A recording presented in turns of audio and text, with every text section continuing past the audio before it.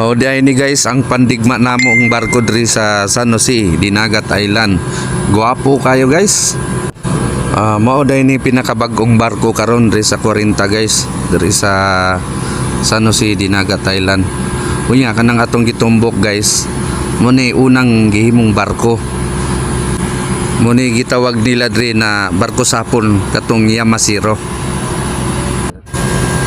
So mo ni iyang view kung diri ta magikan sa babaw.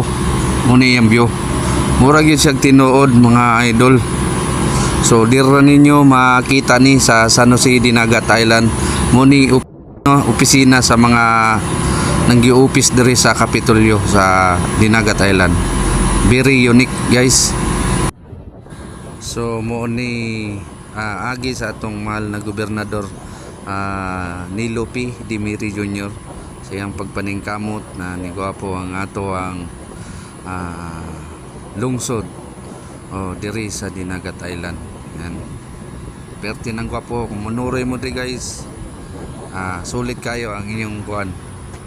Kay perting gwapo ha. Kining barkuha mo ni mga barkong karaan sa una panahon pa ni Magellan. Muna nilang gisundugan. Kini gihimo gyapon ni para himuon gyapon opisina sa mga trabahante diri sa Kapitolyo. O di ay ni guys ang pandigma namo ang barko diri sa San Jose, Dinagat Island. Guwapo kayo guys. Mao day ni pinakabag-ong barko karon diri sa 40 guys, diri sa San Jose, Dinagat Island. Unya kanang atong gitumbok guys, mo ni unang gihimong barko. Mo ni gitawag nila diri na barko sapon katong Yamasiro. So mo ni iyang view kung diri ta magikan sa babaw. Mo ni iyang view. Mura gyud siya tinuod mga idol.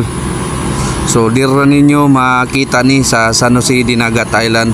Mo ni opisina sa mga nanggi-office diri sa Kapitolyo sa Dinagat Island.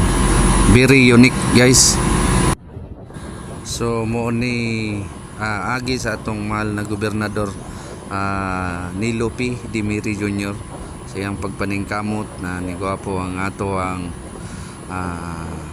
lungsod diri sa Dinagat Island. Yan. Perti ng gwapo kung manuroy mo di guys. Sulit kayo ang inyong kuan. Kay perting gwapo ha. Kining barkuha mo ni mga barkong karaan sa una panahon pa ni Magellan. Muna nilang gisundugan.